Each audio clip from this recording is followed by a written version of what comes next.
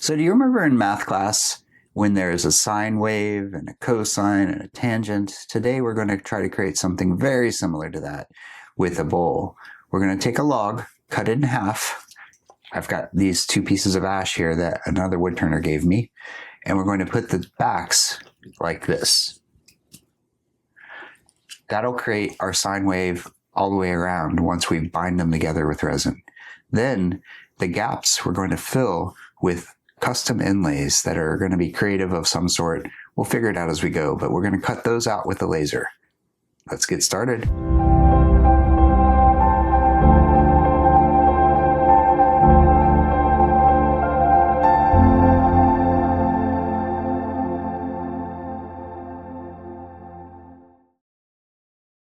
Let's get a quick visual on how the bowl blank is going to be made.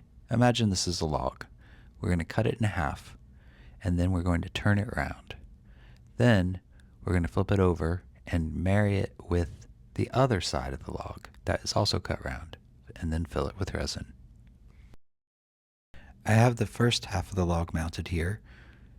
This process of making it round is pretty quick. Just going to turn it a little bit, and then as soon as I don't see any more flat spots, I know I'm done. We don't want to have any bark, so I'm going to use the angle grinder to remove all the bark from this half of the blank.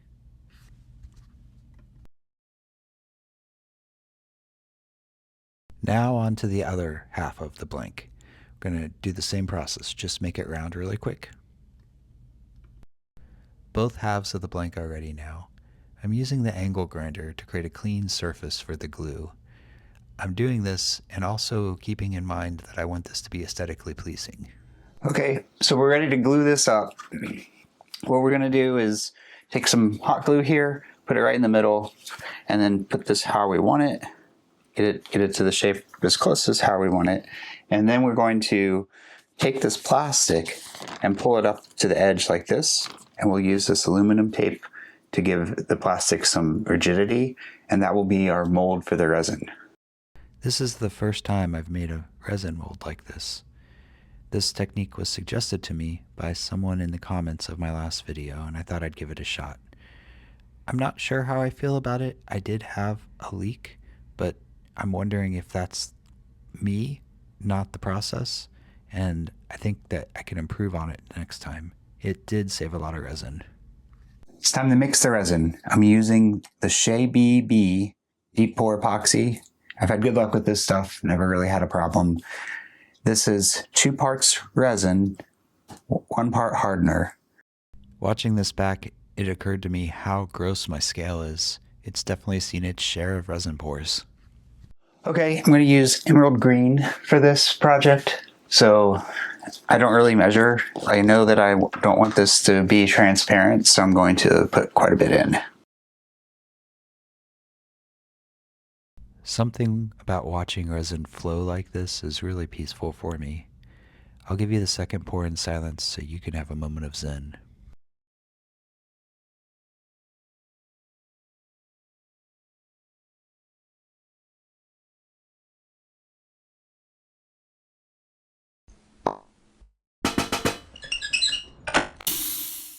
While the resin's curing in the pressure pot, let's work on the bow ties.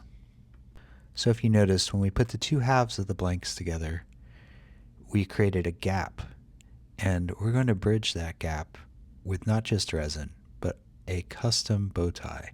So right now we're kind of designing that. This isn't meant to be a tutorial on how to use Inkscape or Adobe Illustrator or anything like that to design these kinds of things, but I wanted you to see the design process. I'm using this little circle to cut a cavity in the side of our bow tie. Once I have it the way I like it, I'll do the same thing on the other side.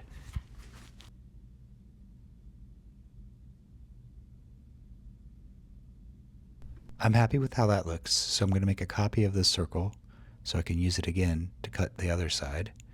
And now I'm going to subtract that circle from our bow tie. And we'll take the other side over, line it up, and take that off.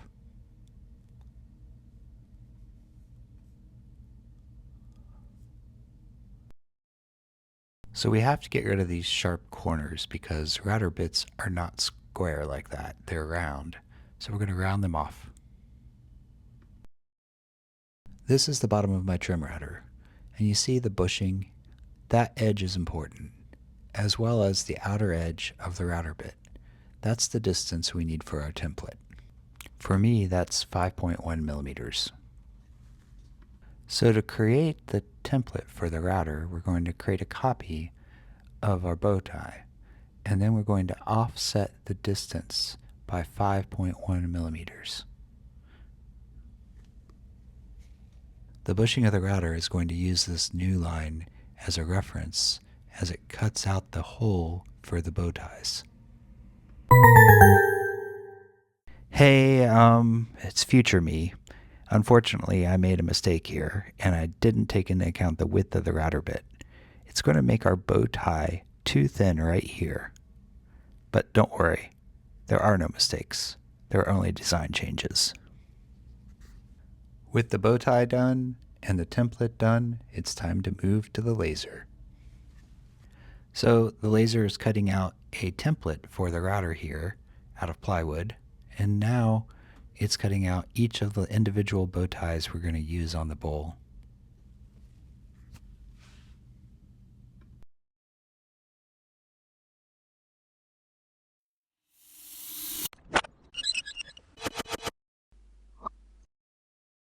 Fresh out of the pressure pot, we're going to start shaping our blank into a bowl. Since this blank is so small, we're going to make sort of a tall bowl. It'll make it unique, but also give us space to put the bow ties in.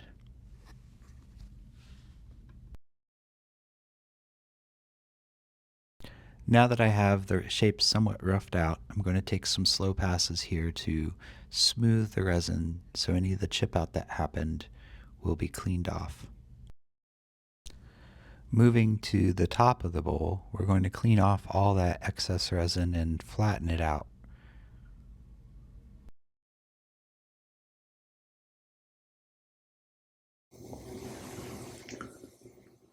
We're all set up now, ready to put in the custom bow ties we made.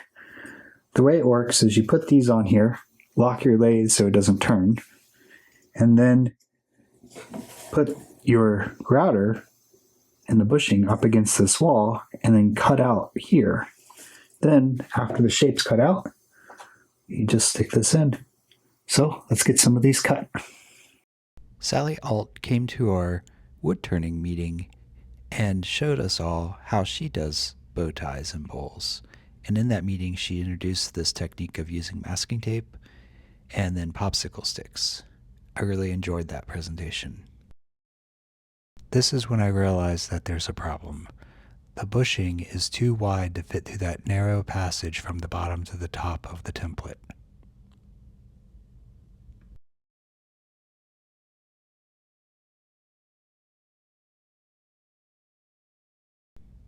And we're back. I can now get the router to easily cut the entire template.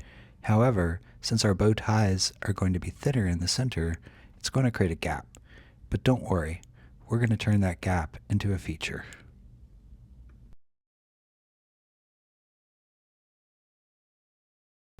So we have the first hole cut. We just need to repeat that 5 more times, and then we can start sticking the bow ties in. Okay, so we're going to use some wood glue and tap these little bow ties into each of the holes. You can see in this view the small gap I was talking about. We're going to address that in just a minute. All of the bow ties are secure in the bowl. Now I can sand the tops off so they're as flush as possible with the bowl. You can see that not only are there gaps, but a few of the bow ties cracked as I pounded them in. Now we've moved over to the slow turner. The bowl is shiny because I sprayed the outside with shellac so that this black resin I'm applying in all the cracks and crevices doesn't discolor the wood. This resin will take 12 hours to cure. We'll let it spin on the slow turner until it's done. So it's the next day. We have the bowl mounted back onto the lathe, and we're going to shave this resin off so we get back to the wood surface. I'm really happy with how this solution worked out. The black resin filling those crevices and cracks really created a nice contrast. Now we're going to hollow the bowl. We're going to try to stay thin. We're not going to go too deep. Maybe try to touch some of these that we put in here, but we'll see what it looks like. In my last video, I got some comments suggesting that with resin, you might want to try carbide tips. I did get some, and I have to say, I really like them. You see how easy that made that wall nice and flat? I learned with a bowl gouge, so I was a little nervous to take on a new tool, but I'm really happy I gave it a shot, so thank you for suggesting that. This bowl is so narrow and deep it was difficult to get down to the very bottom like that. I probably could have used my hollowing tools. It would have made it a little easier, but this ended up working out. Okay, we're back at the slow turner. We are going to seal the wood, and then we're going to put a resin coat on it. I've tinted the resin coat. It's got like a orangish green tint. I don't know if I can put that in the camera real quick. You're going to see it soon enough. So let's coat this up and get it ready for an overnight cure. I love putting resin on like this. The gooey filling, just so satisfying. But now that it's all on, we're going to let it slow turn, put a cover on it so no dust rests in the resin, and then we'll move over to our vacuum chuck and finish the bottom.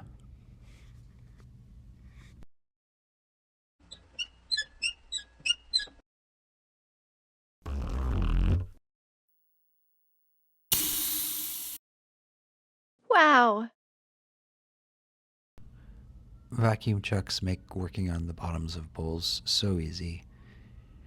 I'm cleaning the bottom off. It's not very exciting, but I'm going to put a maker's mark in this bowl. It's the first time I've done this. It's a brass coin that I custom made for this specific bowl. You see me marking where I need that coin to go. So the coin's 40 millimeters wide. So I'm just making a mark here. And then I will take my parting tool and make that mark a little bit more permanent. I'm making sure right now that it's actually 40 millimeters.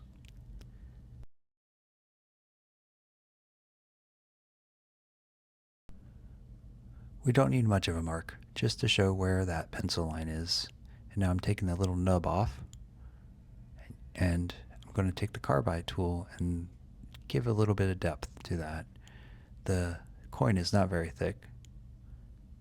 Now I'm just making sure that it fits in my hole, and it does.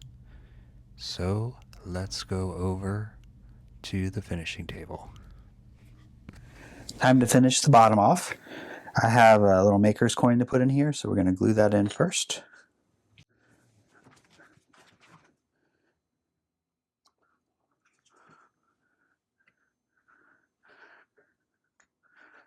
Nice and secure. Then we're going to seal it again with the wood sealer. Again, this is the Clear Armor wood sealer. I use the Clear Armor wood sealer. It's really easy to use because of the UV light curing time. So I'm just going to put a little tiny bit onto this cloth and then spread it around. As we're putting on the finishing touches here, I want to thank everyone for watching the video. And if you enjoyed it, please consider liking and subscribing if you haven't already. And I love hearing comments from people, so give me some feedback. I want to talk with you. And with that last hit of the UV light, this is done. Time for some close-ups.